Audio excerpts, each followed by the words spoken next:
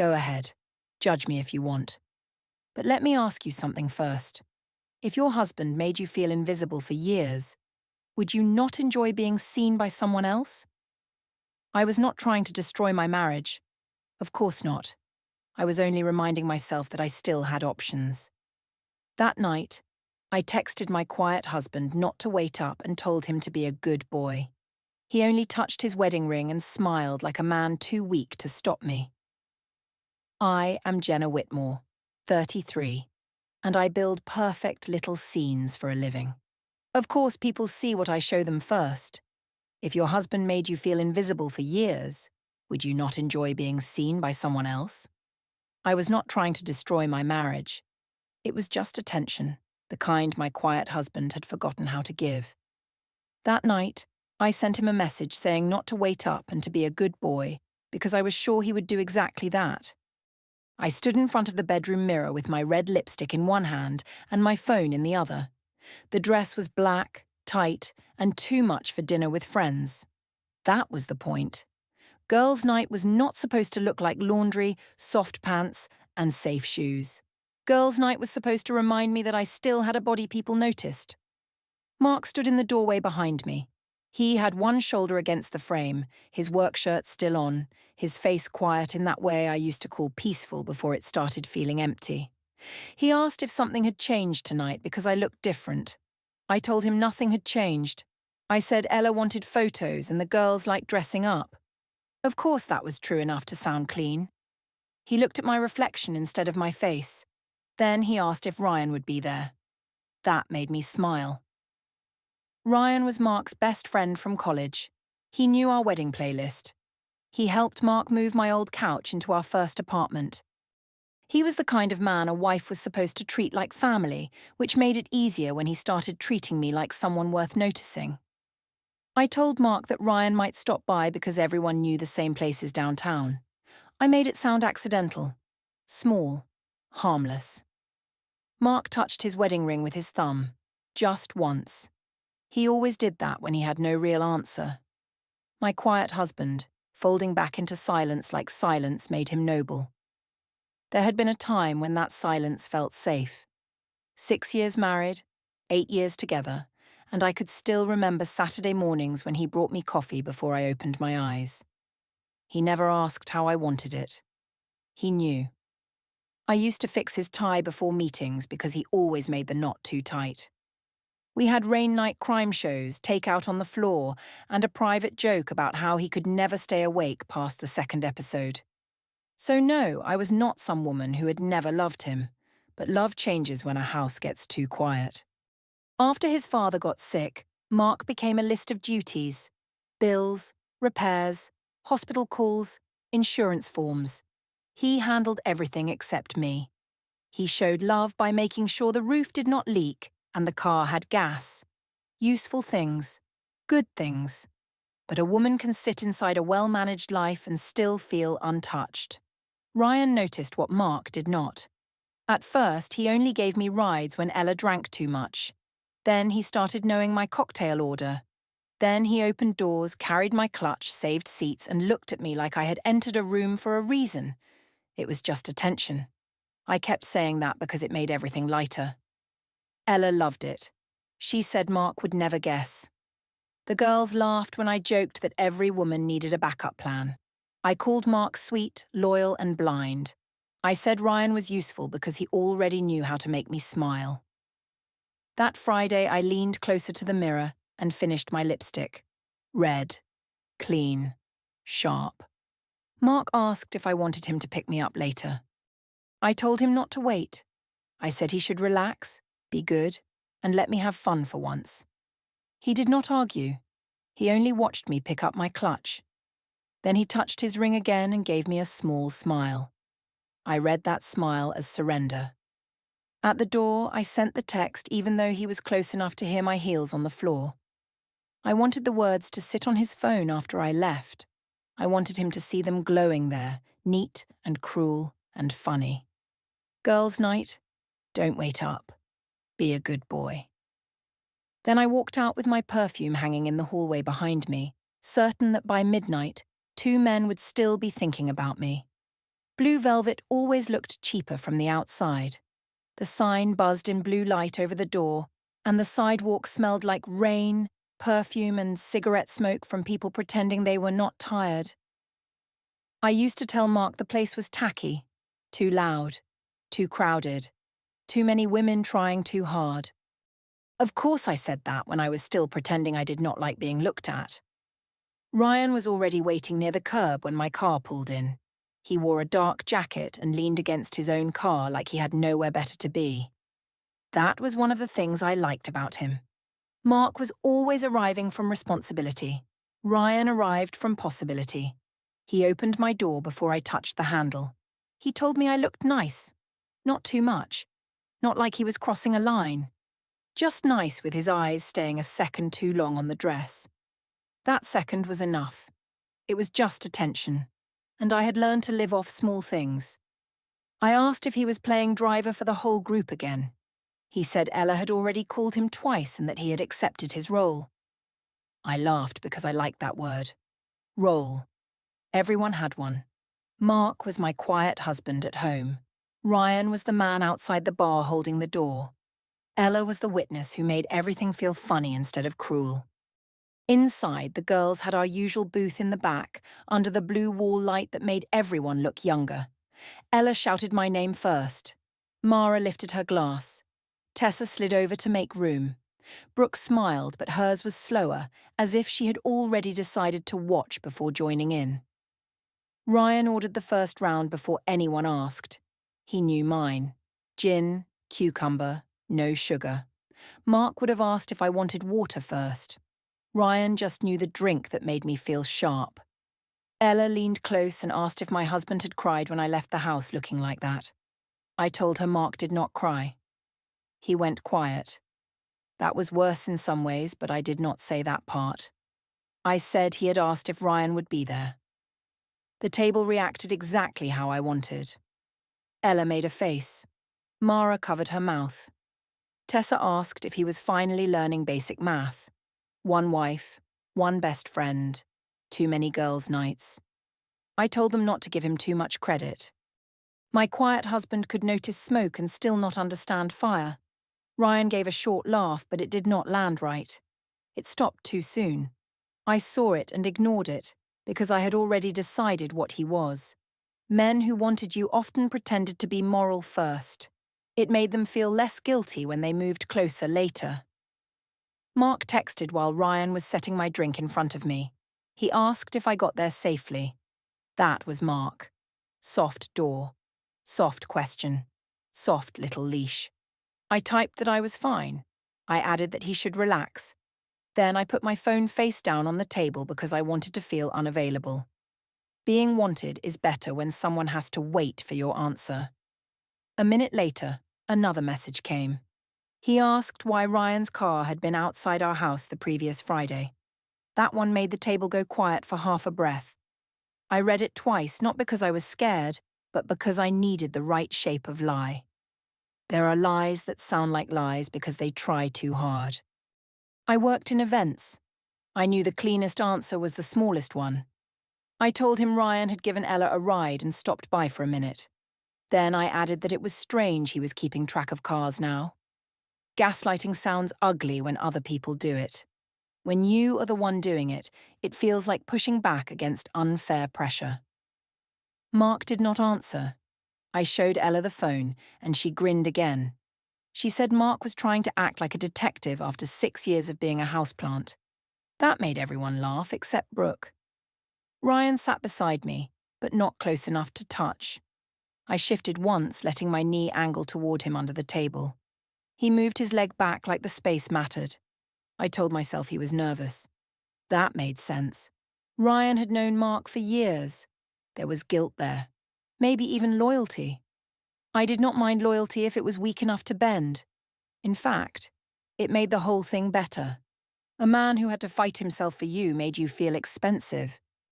Ella lifted her phone and said we needed a photo before the lights got worse. She pulled Mara and Tessa into frame. Then she told Ryan to lean in. He smiled but turned his face away at the last second, pretending to check something on his screen. Ella complained that he ruined it. I laughed and told her not everyone was brave enough to be seen with me. Ryan said it was not about bravery. He said some things looked different in pictures than they felt in the room. I rolled my eyes because that sounded like something Mark would say after thinking too long. I told him it was just a photo. He did not answer. He took a drink from his glass, though he barely drank at all that night. That should have annoyed me more. Instead, I read it as restraint. The night moved the way I liked nights to move. Music rising, glasses sweating, Ella getting louder, Mara asking if Ryan had always been this attentive, Tessa saying Mark should take notes, Brooke looking at the table whenever Mark's name came up. I told them Ryan was proof that men could remember details if they wanted to. I said Mark remembered oil changes and dental appointments, but Ryan remembered what made me feel like a woman. That line got the reaction I wanted. Ella tapped the table and said every wife needed one man for stability and one for sparkle.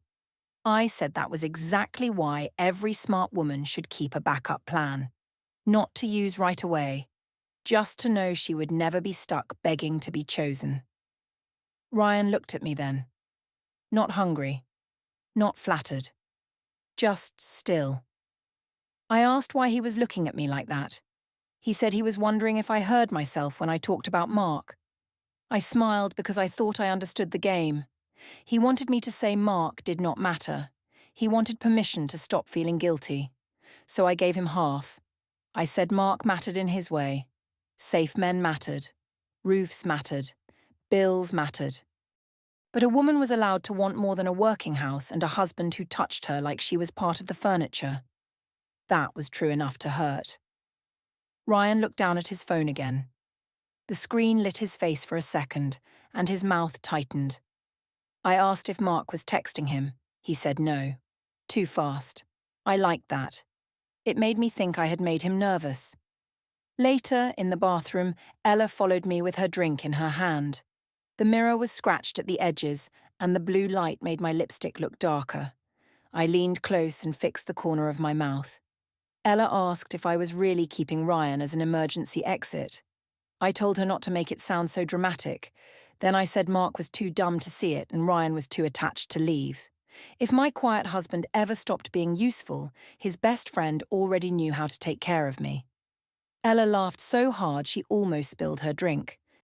I opened my voice recorder because I wanted to send Mara a joke for later, something we could replay in the group chat. I said Mark was probably on the couch like a trained dog, waiting for a wife who had already told him not to wait. I said girls' night was easier when your husband had no spine. It was just attention. Just a joke.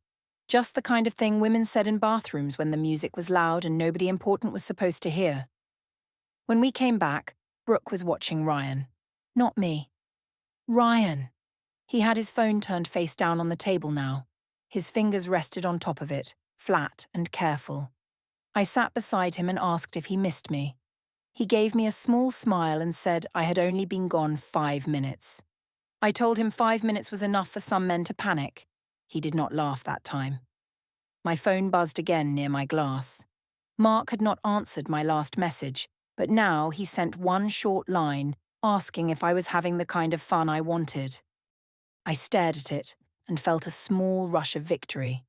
There it was. Not anger, not a fight, a crack. My quiet husband was finally feeling something. I typed back that I might crash at Ella's tonight and he should not wait up. I left out love. I left out any soft ending. Then I placed the phone down where Ryan could see the screen. Ryan read it. His face changed in a way I did not like. I asked what his problem was. He said nothing. Then he stood and said he needed air. Ella raised her eyebrows at me like the best part of the night had started. I smiled back because I thought she was right. Ryan walked toward the door without looking behind him. I let him go for a minute. Then I picked up my clutch, checked my lipstick in the dark reflection of my phone, and followed him outside. I found Ryan near the side wall outside Blue Velvet, under the strip of blue light that made his face look colder than it was. He was not smoking. He was not calling anyone. He was just standing with both hands in his jacket pockets, looking at the street like the night had given him a problem to solve. I asked if he was running from me. He said he was getting air. That was such a Mark answer that I almost laughed. Men always had these clean little phrases when they did not want to say what they wanted. Air, space, time, respect. They dressed fear in adult words and expected women to admire it. I stepped closer and told him he did not have to act nervous. I said Mark was at home and nobody inside cared. Of course, I made it sound light. That was the point. If I kept the tone playful, then nothing could become serious unless I allowed it. Ryan looked at me and asked if I was trying to make Mark jealous or trying to make myself feel better. I did not like that question. It was too exact. So I smiled. I told him it was just attention, and attention was not a crime. Then I reminded him that he had been the one opening doors, buying drinks, and showing up every Friday like he had been assigned to me. His mouth tightened again. He said there was a difference between helping someone and being used to hurt another man. I heard the word used and rejected it. Used sounded cheap. Used sounded planned. I preferred prepared. A woman had to be prepared when her husband became a wall with a wedding ring. Inside, the music jumped louder, and I saw Ella through the window, waving at me like I was missing my own party. That helped. A woman can feel cornered alone with one man, but in a booth full of friends, she becomes a version of herself. People applaud. I told Ryan we should go back in before everyone thought he had confessed his love to me. He said nothing. That silence annoyed me enough to make me bright again. I walked ahead of him, not checking if he followed. He did. Men like Ryan always followed when they thought they were resisting. They just did it slower. The booth had shifted by the time we returned. Ella had ordered another round. Mara was taking blurry videos of the table. Tessa had moved my drink to the centre like it was waiting for me. Brooke looked from Ryan to me, then down at her napkin. I sat first. Ryan did not sit beside me right away. He stood for a second, looking at the open space near my shoulder, then chose the chair at the end of the booth. That should have embarrassed me. Instead, I made it part of the show. I told the table Ryan was trying to behave because my quiet husband had asked too many questions. Ella loved that. She asked if Mark was finally suspicious. I said Mark was not suspicious. Mark was domestic. He noticed car lights in the driveway the way he noticed trash pickup and low tire pressure. Mara asked if I was being mean. I said I was being honest. Honesty sounded better than cruelty. It always did. My phone buzzed on the table before anyone could answer. Mark again. He asked if I was still with the group or if the night had become something else. Quiet. Specific. No accusation. That was the part that bothered me. He never gave me the fight I could use against him. He never sent the ugly message. He never called me names. He gave me one clean question and left me to stand next to my own answer. I showed the table anyway. Ella made a soft sound and said he sounded sad. That irritated me more than if she had laughed. I told her sad men were still men, and men survive disappointment all the time. Then I typed back that I was with my friends, Ryan was there like everyone else, and Mark should stop making girls' night about his feelings. It was gender deflection, though I would not have called it that then. I only knew it worked. If a husband questioned a wife's freedom, he became controlling. If a wife questioned why she needed another man's attention, she became insecure. I knew how to frame a room. Ryan watched me send it. He asked if I really wanted to do this in front of everyone. I told him everyone already knew. Then I lifted my glass and said, maybe that was the problem with Mark. He was always the last one to understand the room he was standing in. That was when Ella said we needed a toast. She did not mean harm, not real harm. Ella liked drama the way some people liked spicy food. Enough to burn, not enough to scar.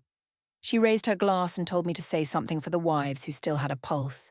So I stood, not fully, just enough to make the booth look up at me. The blue light caught the red line of my mouth in the dark window. My lipstick looked perfect. Ryan's glass sat close to mine, and somewhere between laughing and reaching, I picked up the wrong one. My lipstick marked the rim before I noticed. I did notice. I just liked how it looked. a small red proof that I had touched something that was not mine. I told the girls that some women stayed home waiting to be chosen, and some women remembered they had choices. I said boring men like to call loyalty a gift because they had nothing else to offer. I said my quiet husband was sweet, safe, and useful. But useful was not the same as alive. Mara laughed first. Tessa followed. Ella tapped her nails on the table like I was giving a speech at one of my events. Brooke did not laugh. Ryan sat still at the end of the booth. I saw the stillness and pushed harder. I said every smart woman should keep a spare key to a better life. Then I looked straight at Ryan, because I wanted the line to land where I aimed it. I said a backup husband was not a betrayal if the first husband had already stopped acting like a man who wanted the job. The table made that hot little sound people make when a joke goes too far and still entertains them. That sound fed me. Ryan asked quietly if I truly thought Mark was that stupid. I told him Mark was sweet, and sweet men usually mistook trust for vision. I said he could stare at smoke and still ask who was cooking. Ella covered her mouth, laughing into her hand. Mara's phone stayed up. Tessa whispered that I was terrible, but she said it with a smile. Ryan did not smile. His left wrist rested on the table near his drink. For 1 second, the screen of his watch lit. A small red dot glowed near the top before it went dark again. I saw it. I remember seeing it because I thought it was rude. Some message, some reminder, some little device stealing attention while I was in the middle of being brilliant. Of course I did not ask. Why would I? I was not the one hiding. The music changed. Someone near the bar shouted at a game on the television. A server slid past us with a tray, and the scent of lime and spilled beer moved through the booth. I sat down slowly, letting the moment settle around me like applause. Then Mark texted again. He asked if Ryan was enjoying the cocktails. Only that.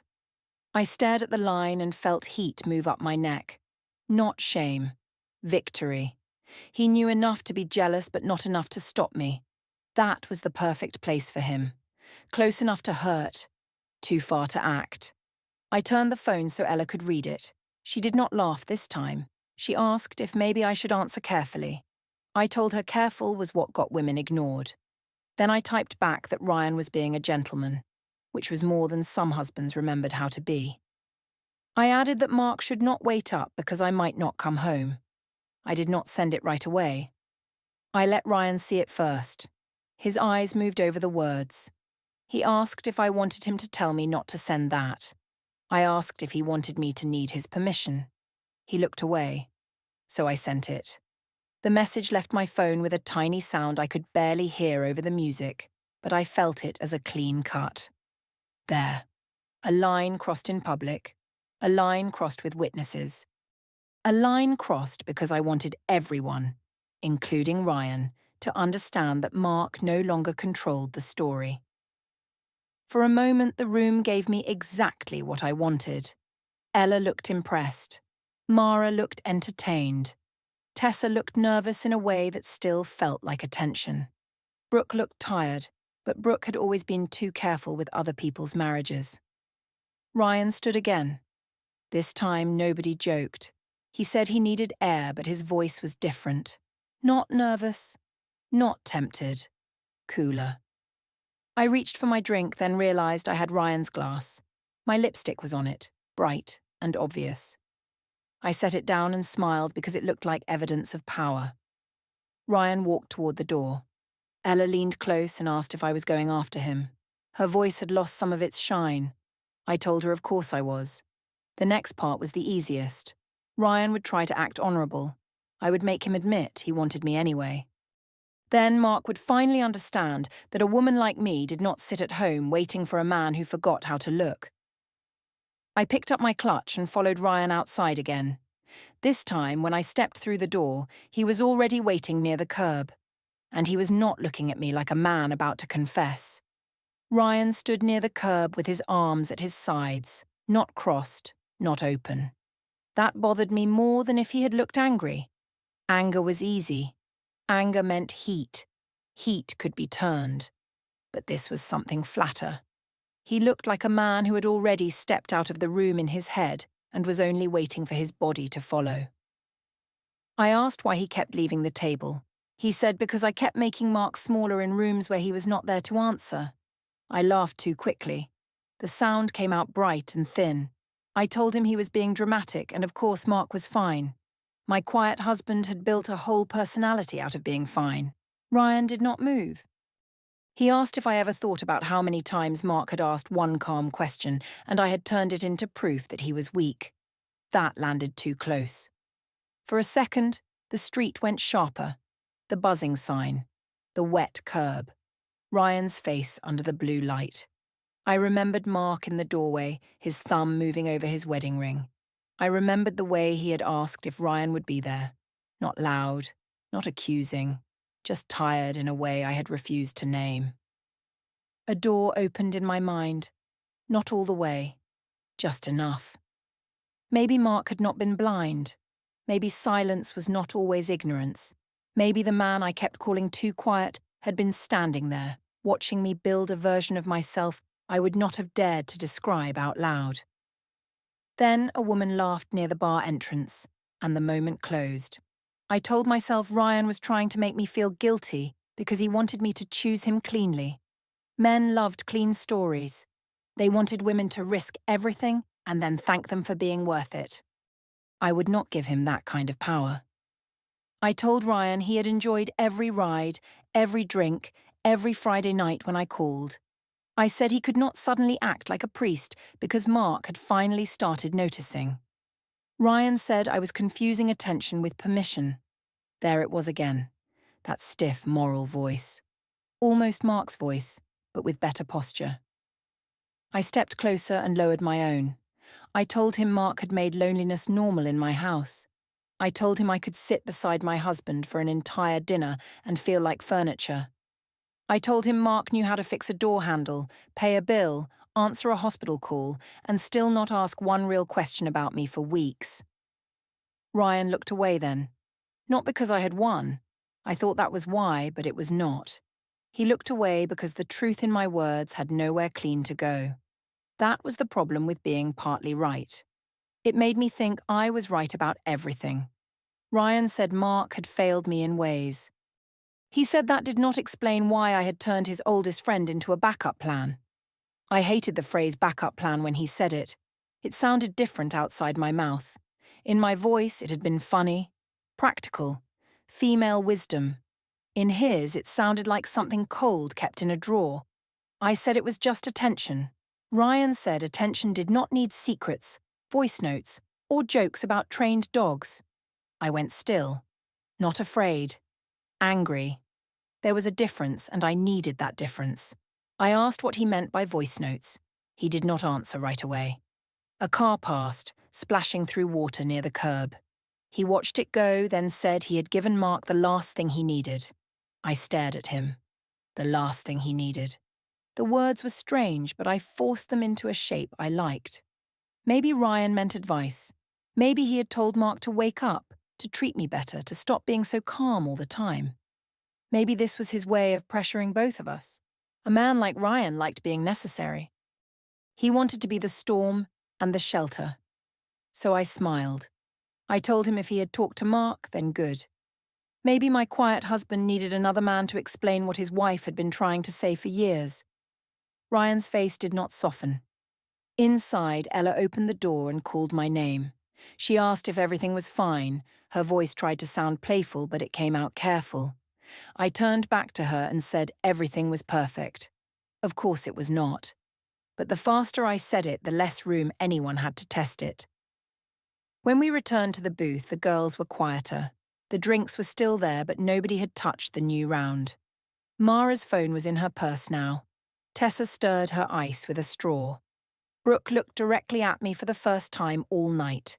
She said the backup husband joke had gone too far.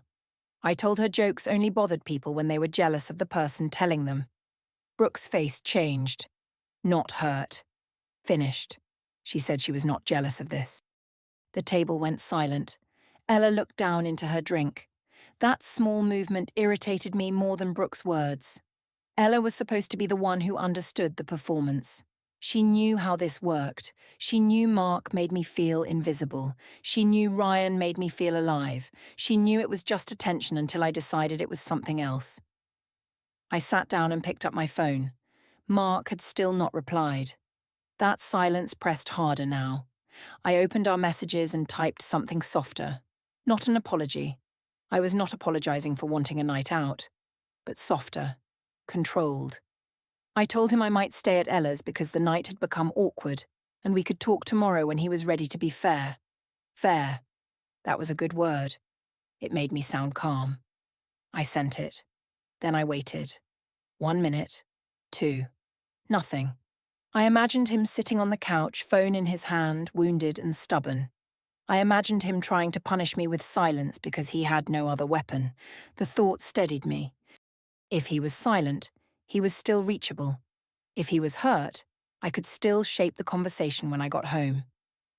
Ryan sat at the end of the booth, further from me than before. His glass was full. His phone stayed face down. He did not look like a man waiting for me to pull him back in. So I changed tactics. I leaned toward him and let my voice go quiet enough that the others had to pretend not to listen. I told him I had not meant to make him uncomfortable. I said he knew Mark could be cold. I said sometimes a woman just needed someone to remind her she had not disappeared. That was the closest thing to tenderness I had offered all night. Ryan looked at me for a long second. Then he said, I always made myself sound abandoned right before I asked someone else to carry the damage. The words were not loud. They still moved through the booth. Ella's hand stopped around her glass. Brooke looked down. Mara's mouth opened slightly, then closed. I could feel the room moving away from me by inches, so I pushed back harder. I said Ryan was not innocent. I said he had answered every call. He had driven me home. He had bought the drinks. He had smiled when my friends teased him. I said if he wanted to act clean now, he should have stayed away from the beginning. Ryan nodded once, like I had given him something. That small nod bothered me. He said he had stayed because someone needed to hear the whole truth from me. I asked if that was supposed to scare me. He said no. Then he looked at his phone. A message came in. He read it, and this time he did not hide the change in his face. Not fear, relief. He stood slowly. The booth watched him. I hated that. I hated being seated while he stood. It made the room feel like it had chosen his height over my voice. I asked where he was going. He said outside. Again. Ella whispered my name, but she did not reach for me. Brooke looked toward the exit. Mara and Tessa kept their eyes on the table. I told myself they were embarrassed because Ryan was making a scene. I told myself they would laugh about it later. I told myself I still controlled the night because I was the reason everyone was tense. So I followed him. At the door, my phone buzzed in my hand. I expected Mark at last. I expected anger, maybe a jealous demand, maybe the ugly paragraph I could use as proof that he had pushed me here. But it was not Mark. It was Ella, even though she was only a few steps behind me. Her message said she did not think this was funny anymore. I read it once and locked the screen. Friends got nervous when stories became real. That did not mean the story was over. Outside, Ryan was waiting by the curb again. The blue sign flickered above him. He looked at me, and this time there was no softness left to misread. Ryan stood near the curb with his phone in his hand. I told him if he had something to say, he should stop walking in and out like a man waiting for applause. He looked at me and said, Mark knew. I laughed because that was the only way to stay above the moment. Of course Mark knew something. He knew I was out. He knew Ryan existed. He knew I was not the kind of woman who wanted to sit beside my quiet husband while he fell asleep before the second episode. Ryan said Mark knew about the rides, the cocktails, the Fridays, the bathroom jokes, and the way I invited him because he was Mark's best friend. I said nothing happened. Ryan said I kept using that phrase because it made choice sound harmless. So I used the truth I still had. I told him Mark had made me lonely long before Ryan ever opened a car door for me. I said Mark knew how to pay bills, fix things, and handle life, but he had forgotten how to look at his wife. Ryan did not deny it. That should have made me feel stronger. Instead, he said loneliness explained why I was hurt. It did not explain why I called my husband useful and kept his best friend as a backup plan. The word backup sounded ugly in his mouth. I told Ryan to stop pretending. He liked being needed. He liked driving me home. He liked buying my drinks. And if Mark left, Ryan would not have to act guilty anymore. He could finally admit he had been waiting for his turn. Ryan looked down at his phone. Then he said I had finally said it clearly. A second later, my phone buzzed. Mark. He said Ryan had told him everything. Then another message came. He said they had the messages, the photos, and the voice notes. He said I had failed the only honest chance he had left to give me. Then the last line appeared.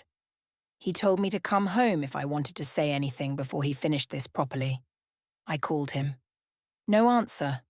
I called again. Nothing.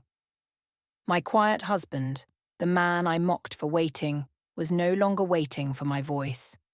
I called Ella next. She did not answer. Then her text came through from inside the bar.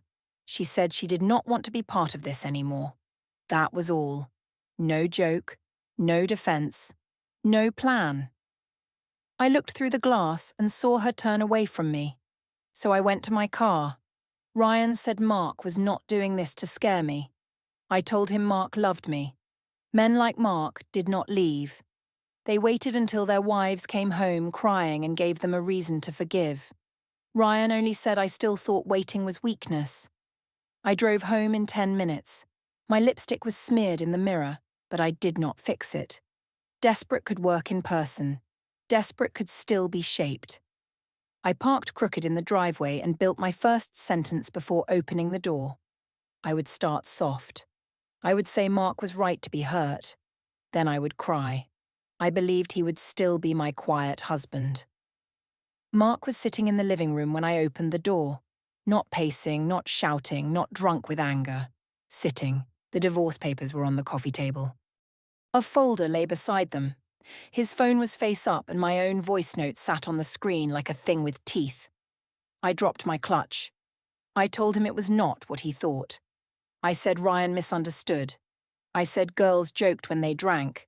I said nothing happened. Mark stood. Then he touched his wedding ring. For the first time, that small movement did not look weak. It looked finished. He said Ryan had come to him weeks ago, after hearing me call Mark too dumb to notice, and Ryan too attached to leave. He said he had asked Ryan for one thing only: stop protecting me from my own words. My mouth went dry. Mark named every piece calmly. The rides, the cocktails, the selfies Ryan avoided, the voice note from the bathroom, the toast about a backup husband, the message where I told him not to wait up. I tried to say Ryan had led me on. Mark played Ryan's last message. Ryan said he was done being my emergency exit. Then Mark looked at me and said I thought Ryan was my second option. But he had been Mark's final question, and I had answered it perfectly. I went to my knees before I planned to. I held his leg and told him I was lonely. I told him he had made me feel invisible. That was true. He did not deny it. He only said my loneliness could have asked for love. Instead, it auditioned his best friend. A car door closed outside. Mark said Daniel Price was coming with the divorce petition and temporary property orders. That was the legal part. One clean sentence. No drama. After that, everything became smaller. I moved into a rented apartment with 2 suitcases. Mark separated the accounts. Ella stopped answering. Ryan blocked me. At work, people stopped laughing when my name entered a room. Weeks later, I found the red lipstick in my purse.